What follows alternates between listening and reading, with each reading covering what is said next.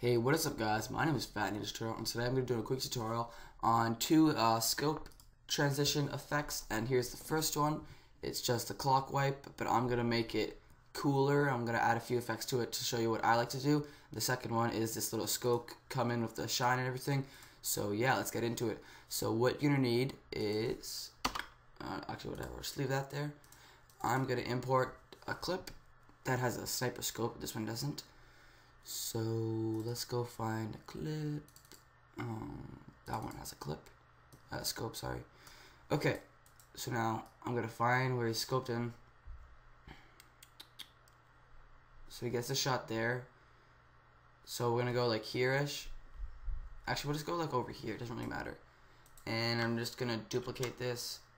And this one I could just put like Twixtor on here or something, so it's slow motion and not at the same pace.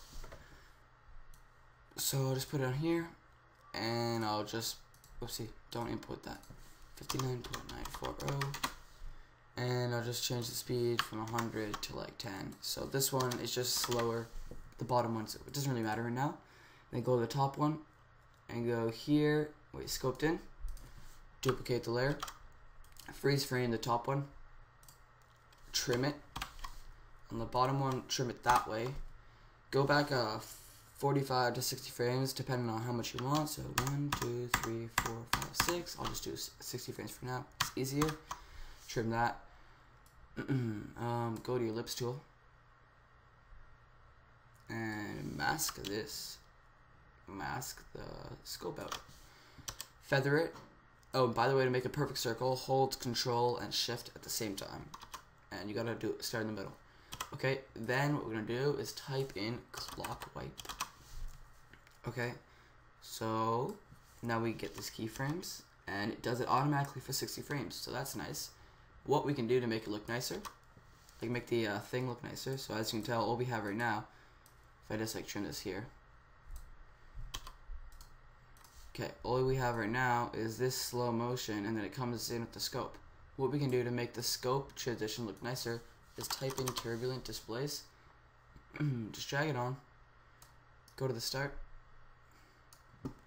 keyframe the amount and the evolution, and maybe put the size up so it's not as big.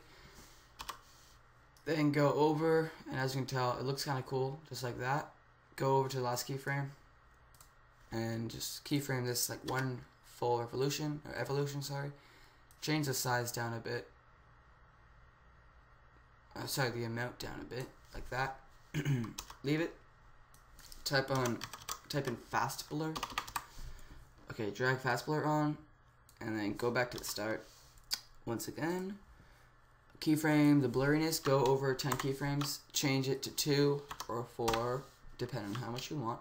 Go over 40. 1, 2, 3, 4, and then keyframe it once again. Need to find it. Where is it? There we go. Go over 10 keyframes and change this to 0. So that is the nicest way to do it, and I can just ease all these keyframes. Okay, sorry guys, I've clicked F9 and I realized that stops recording with Camtasia. So you can click F9, but I have to right click, go easy ease with the keyframe assistant. It's recording now, yeah? Okay, yeah. Okay, so we got that transition. So we got that one done. And that one's pretty simple and looks nice and everything. So we got that one done. Now we'll do this one. So we're gonna trim this layer first so we don't have it there anymore. We're gonna split this layer. Oh, darn it. Okay, we're gonna, since I can't do it in Camtasia, I'm gonna duplicate it, then trim it, and then go to the top one and trim it. So that's the same thing as splitting, just longer, takes longer. Then duplicate the layer. Okay, on the bottom one, add a Twixtor. Just drag it on there. And you don't need to worry about the settings that much. So I'm adding a Twixtor because I want after the shot, it's going to go slow motion. So 10, be good. And click on the top one.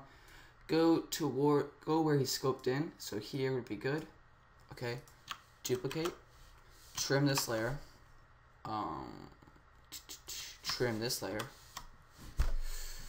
Now on this layer, we're gonna freeze frame. Hit U to get rid of it. And what we're going to do is we're going to make a mask like last time.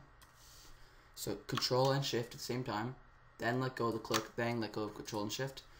Feather it a bit, not too much, so that's good. Okay, now we're gonna have the duration of this frozen frame for 60 frames. So go over 60, go back 60, sorry. So 1, 2, 3, 4, 5, 6. Trim that up. Okay, now what we're gonna do is drag on offset. Hit it right there. P for position on this clip, and go over like 10 frames.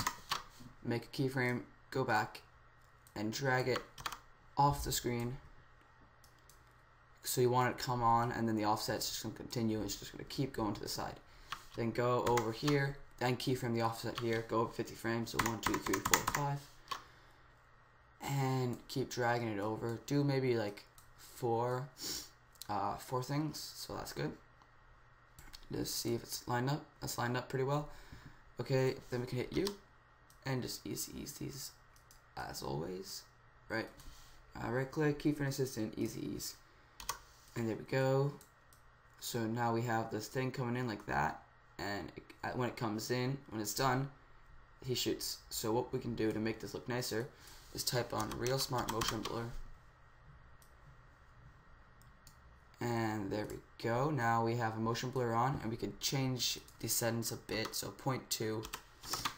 And the reason why I do not use the regular motion blur, because it would only affect the position keyframes, because offset is an effect, so it doesn't affect it. It doesn't. After Effects doesn't see it as something to blur it as a motion, because it's just an effect, so it just sees it as an effect. Yeah, that's why I do it with Real Smart Motion Blur. Then we can duplicate this layer.